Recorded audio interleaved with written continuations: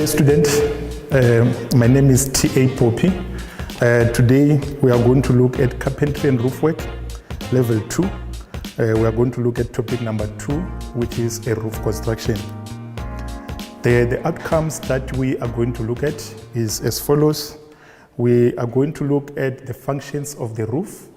Secondly, we will look at the parts of the roof truss, or all the members that form the roof trusses. We'll also look at the criteria which is going to be used to design different types of the roofs. We'll also look at the wall plate. That will include their sizes, where are we going to place them, and for which specific reason do we need the wall plate. We'll also look at the roof anchoring, which is going to be used to tie down the roof. We'll also look at the bolted truss versus the prefabricated truss. And then we'll also look at the role of the battens in the pay line. We will also look at the purpose and the size of the tilting batten, and we'll also do some calculation just to see whether if we can be able to determine the size of the tilting batten which is required for that specific type of a roof. Lastly, we will look at the slinging and the lifting of the truss. Then the functions of the roof, mainly if the building doesn't have a roof, it won't be complete. There won't be anyone who would like to occupy the roof, the building, without having any roof on it. So the specific reason why do we need a roof is for the following purposes. We need to cover the interior of the building, and we also have to protect the occupants from whatever source that can come from nature, either the sun and the rain.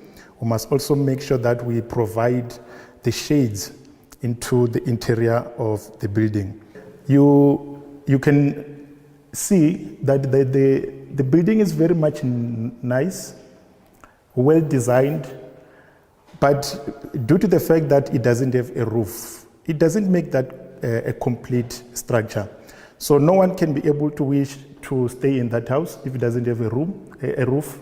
So the only thing that is shooting there is the roof, which is going to be the part that we are going to look at so that we can complete that structure.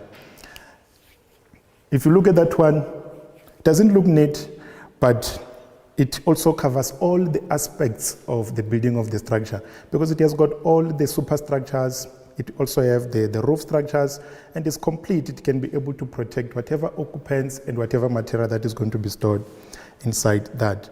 In this subject, the only part that you are going to concentrate on is each and every material which is going to be used from the upper part of the superstructure up until the apex of the roof. There's no way that they're going to ask you anything from the foundation, anything on the walls. Only concentrate on the roof structure as a whole. So you can think having 8 months or 9 months of studies doing only one component, that automatically guarantees you that you are going to succeed in this subject. So we have got few members. We have got your major one, which is going to be your tie beam. We have got your wall plates, which the whole roof is going to sit on top. We have got your queen post and the king post. We have got your rafters. We also have your web on this side. And then you have got your area, which is going to be created by the overhanging part of the roof, which is going to be referred to as an eave. Furthermore, just to look at some of the components, which is the special name given to these that I've indicated with the line here. Firstly, if you look at that, the top part of your roof truss is referred to as an apex, and then you have got your rise. Your rise is going to be measured from the underside of the apex to the underside or to the bottom part of your tie beam. So it's either you are going to measure it from the top of the apex to the top of the tie beam, or from the bottom to the bottom. So ignore measuring it from the bottom of the tie beam and also measuring it on top, because now it's going to give you a longer span or a longer rise. Then you have got your full distance, which is going to be between the supporting wall, which is your clear span, and then you have got the size of your tight beam. That is also referred to as a tight beam span. And the half of that distance of your tight beam is called a run.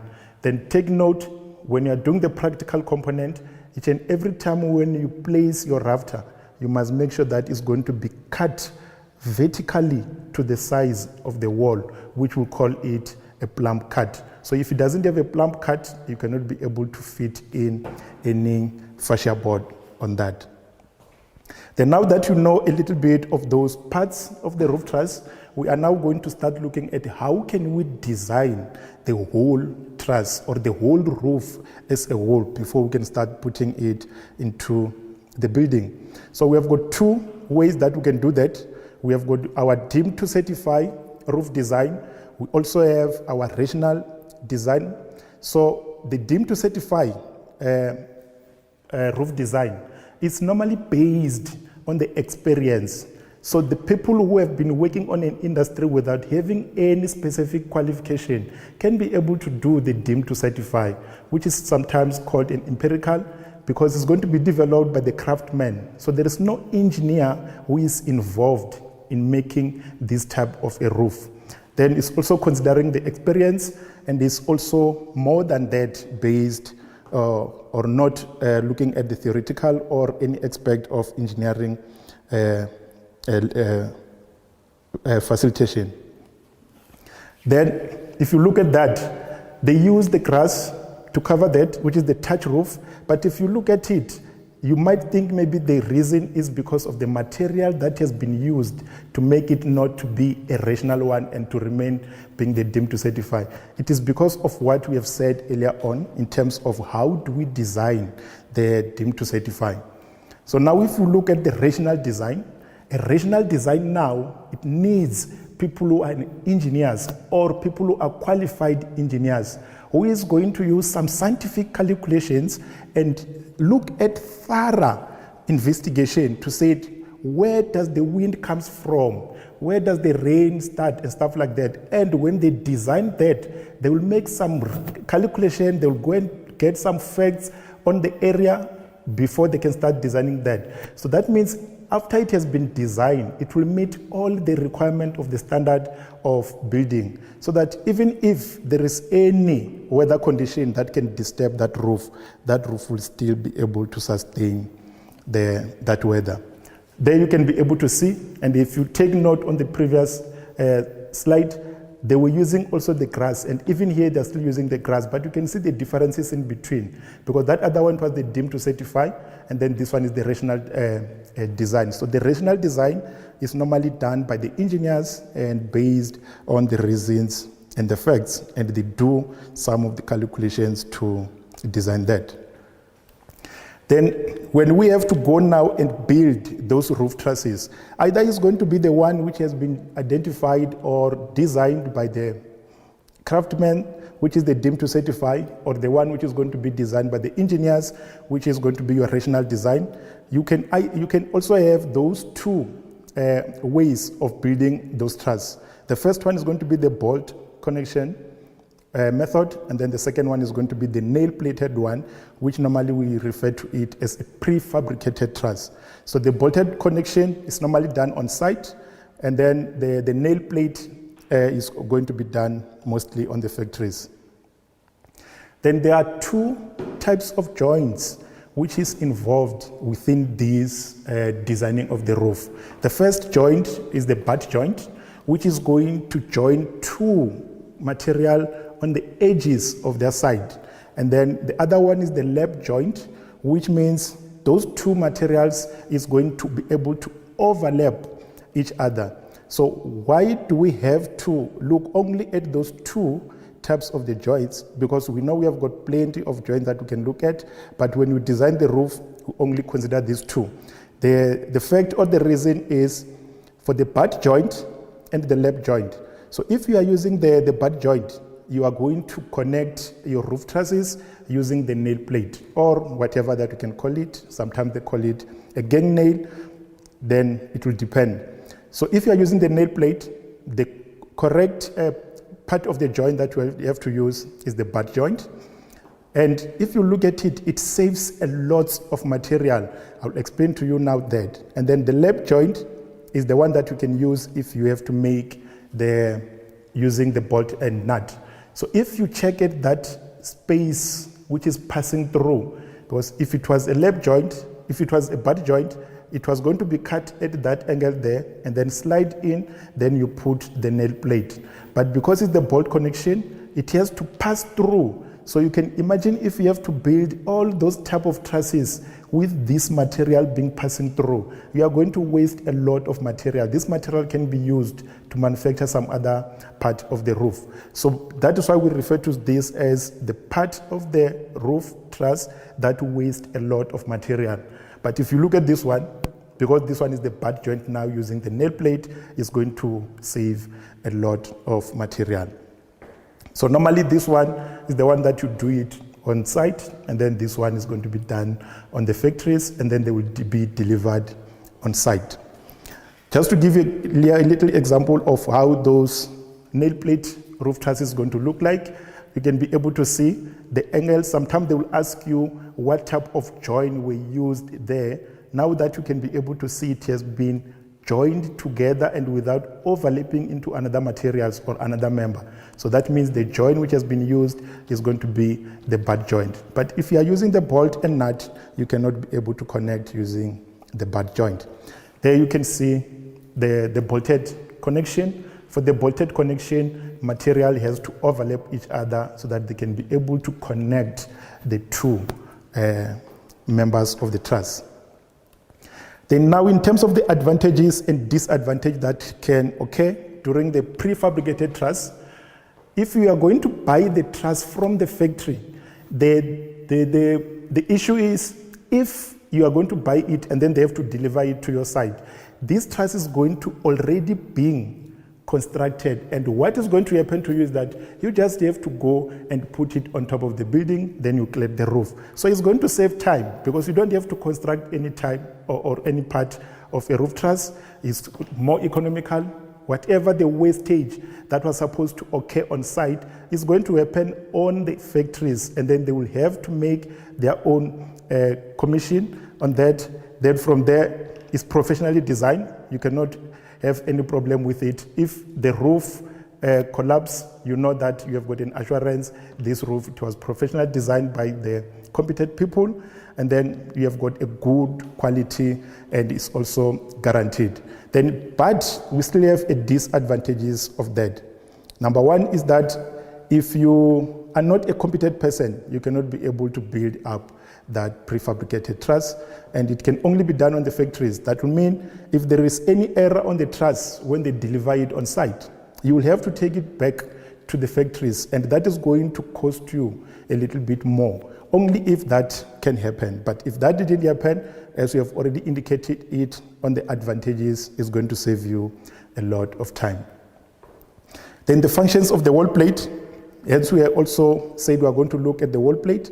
So a wall plate is the piece of a timber or a cross-sectional timber member which is going to be placed on top of the wall so that it can be able to allow the roof truss to sit on top without sitting on the bricks of the top part of the building.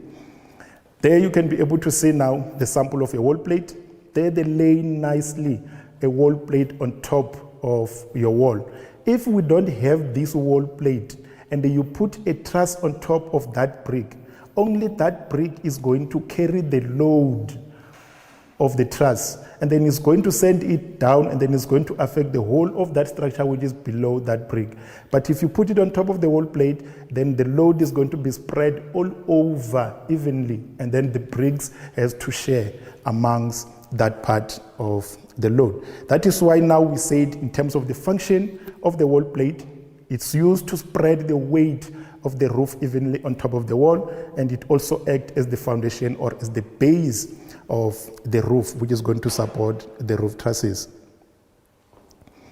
Then in terms of the wall plate now, placing of the wall plate, assume that this was your building, and then you go and put your wall plate on top of your building. Your wall plate must be placed towards the inside part of the building and not towards the outside. There is specific reason for that. Why do we have to put it on the inner part of the building? Now, if you look at that, we can only place the wall plate on the inner skin of the wall or on the inner part of the wall, but only if it happens and your angle of your pitch is becoming more than 45 degrees, then you are now allowed to put it on an outermost skin of the wall or on the outside part of the wall, but only if it's going to be more than 45 degrees. Then we have got different sizes of the wall plate. Those wall plate, when we have to use it, it must be based on the roof span. If the roof span is between 10 or is less than 10, you have to use 38 by 76. If it's going to be between 10 and 15, you are going to use now 38 by 114. It will depend on the size of the span as we have indicated. And then also if it's going to be between 15 and 20, you are going to use 38 by 114. And if you have noticed, all of those, they have got 38, 38, 38. The reason for this is that the section or the cross section of the width, it has to be exactly the same as the size of the buttons for the purpose of applying the ceiling underneath the building. So if you have to extend that part, now that means you will have to get another material which is going to be suitable to fit into that wall plate. So those wall plate, after that, you definitely have to go and fasten it into the wall. If you can check on that round there, you have got a hoop irons which has been used to fasten the wall plate into the wall, so that even if the roof connected and there is a wind coming in, the wind mustn't be able to blow away that wall plate together with the roof. So you connect your wall plate nicely with the wall, and when you connect it before you plaster, that when you plaster, nobody will be able to see that there is any hoop iron that connected the wall plate. So always make sure that that is done before any plastering work is commenced. Then after you put up your roof trusses, after you have built your roof trusses and put it up, when you have to clad it, either you are going to clad with a tiles or you are going to clad with a roof sheets, always make sure that the area in between which is going to be left must be covered. And the covering of that with the bricks, we refer to it as the beam filling. Because otherwise, if you just only cover with it, with the sheets only, there will be a space in between which is going to allow the air to come in and some kind of animals to be able to penetrate through that space. Then you have got your beam filling. Let's say that was your wall, and then you put your wall plate on the inner part or on the inner skin of your building. Then you put your wall plate and then you put your truss. This space here needs to be covered, and the covering of that space, we refer to it as a beam filling. So there you have got your beam filling being built to cover that area or that space which is left between the truss and the wall. Then the roof anchors, we said now in terms of the roof anchors, this roof anchors has to be tied down into the building so that the roof is fully now connected and make one structure between the two. So those are the wire or the metals, whatever that you can use. You can use a wire, but you must use the standard wire, or you can use the metal strap, which is the hoop iron, just to tie down the wall plate together with the roof and then against the wall. And when you do that, there must be an effective communication or the essential information between the builder and the roof erector, so that they will know exactly where do we have to put those hoop irons or those wires. If you don't communicate, or if the builder and the roof erector, they don't communicate, they are going to put this hoop iron far away where the roof truss was supposed to be, and then they cannot be able to use that because it won't be effective. So the function of that is going to prevent the roof from distortion, so it won't be able to whip around and move. Then it's also going to prevent the roof from being blown away by the wind. So some of you might have noticed that most of the builders, when they complete the building before the roof comes in, they will leave those wires up there. those wires, wherever you see this wire being left, it means that is where the truss is going to sit. So that means there was a clear communication between the builder and the roof erectors, so that this builder will know where should I put this hoop iron, that when the truss comes in, then it can be able to tie in. But if they didn't communicate, this person can just put it anywhere without considering where the truss is going to be. And if you find that now the truss is not going to sit on the specific point, it's going to create a little bit of a problem. But there is a provision for that specific problem that can happen between the two, the builder and the roof erector. If it happens that they put it a little bit away or far away, they must at least put it 200 millimeters away, not more than that. If they do more than that, that means that hoop iron cannot be able to be used to tie that roof, or the inspectors won't allow that part of a roof to pass. Then when you need to connect the roof, when you are putting it between the spacing, you will use this type of a nail, which is called the skew nailing. So a skew nailing is when you put nails at an angle, not perpendicular to the material, but at an angle. When the nail is being placed at an angle into the material, then we said it's a skew nailing. Sometimes you can call it a two nailing, but I would prefer if you can use it as skew nailing, because mostly they use that name. Then there are special connectors which would be also required when you are building your roof truss. For the specific reason, if we connect these two timber with a bolt and nut passing through each other, the possibility is that this timber will be playing around, and this is what we don't need to see, a roof which is going to have that little bit of a movement. So in between, there is some of the connectors which will be used to stabilize that joint which has got the bolt inside. So you have got three of them that you can be able to use. The first one is the split ring connector. So this ring connector, you will see, you will go and take a hole saw, and then you will drill a hole saw around the area where the bolt is going to pass through, and then you will slide in this ring inside there, and then from there you put the bolt and nut. The number two is going to be a single tooth connector. A single tooth connector, if you look at it, it has got only one side teeth. On the other side is going to be flat. There is a reason for this type of a connector to be used. First is that if you want to connect timber on this side, at least these teeth can be able to penetrate through the timber. And then on the other side, because you don't have a teeth, if you want to put maybe a metal material or a steel, so that at least it can lie flat on this side, and then on this side you can be able to connect. If you check on this example clearly indicated, you have got a washer there, and a washer is a material which is made out of metal or iron. So if you want to put a single connector will only go and penetrate through the timber, but it cannot be able to penetrate through the metal. So that is why you will need to use a single tooth connector. Then you have got a double tooth connector. For the double tooth connector, is going to be for the two parts. Now you can connect timber and timber together, or you can connect maybe soft materials with the timber. It will depend which one is it going to be, because you have got all those two parts on different sides. Then you can be able to see how it is used.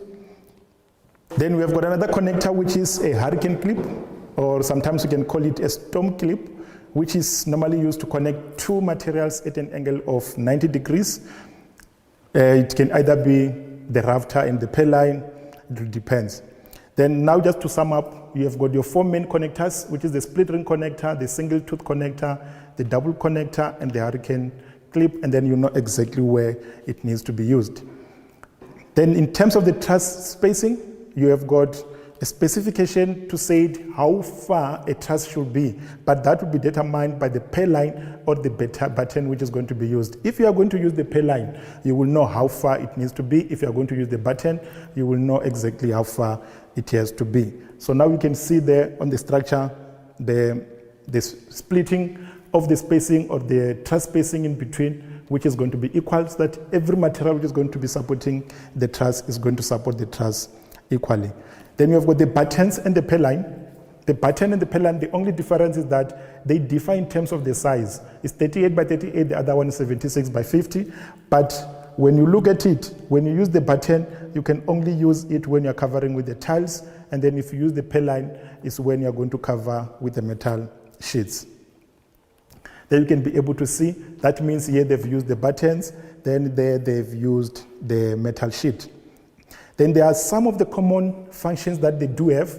The first one is that all of them, regardless of whatever they're going to support, but they are used to support the cladding material or the covering material. Either it's going to be the tiles or either it's going to be the sheet. And they also prevent the lateral buckling of the material. Then the tilting batten. A tilting batten is this material here. If you notice, you will see that all of these, they've got the same size, but this one is a little bit bigger, because if this tiles is sitting on top of that little bit of thickness of the tile plus the batten, that makes that distance to increase. Even here it does the same, here it also does the same, but here we don't have the tile which is going to be situated on this side because that is the end of it. So we need to put a little bit longer material, which is the tilting batten. Then you've got a method that you can use to calculate the tilting batten. You can either say, given the normal batten, which is 38 by 38, plus the size of the tile, which is 12 millimeter, when you add that, it's going to give you 50 millimeter. That means the tilting batten size is going to be 38 by 50 millimeter. Then in terms of the transportation, when you want to transport the truss, you must always make sure that you transport the truss in a vertical position, not in a horizontal position. Then just to quickly look at the type of the roof trusses, you have got your flat roof, you have got your gable-to-gable roof, you have got your hipped roof, which is having the slope on the ends. You also have your lintel roof, which is going to be connected directly into the wall, and we have got your conical roof, which is going to be used normally on the rondavels. Sometimes the examiner can use to give you some shape of this and say, identify what type of the roof is that, then you should be able to know that is a hip roof. Then we cannot just use all these materials without treating them. We have to treat the timber so that you can protect it from the rain, from any insect that it can affect it. And then we have got this material which is used, it's called the Tunnelith E. Then in terms of the lifting, as we wrap up, in terms of the lifting, you have got your lifting and the slinging materials. You have got your belt sling, you have got your spreader bars, you have got your strong bag, and you have got a tag line. And a tag line is normally used when you are using all of those. Either you are using the belt, the spreader, or the strong, you have to use the tag line. The tag line is normally used just on the side of the trusses to allocate the position where the truss has to be.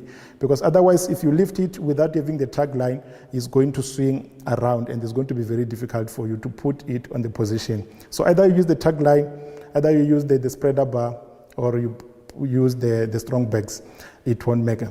So if you have got any information that you want to get from us, or if you want to ask any question, there will be there is an information here at the bottom of the screen. Please use that to get contact and interact with us if you will need any extra information. Just know that if somebody has already done it before, you are allowed to do it and you can do it. Thank you.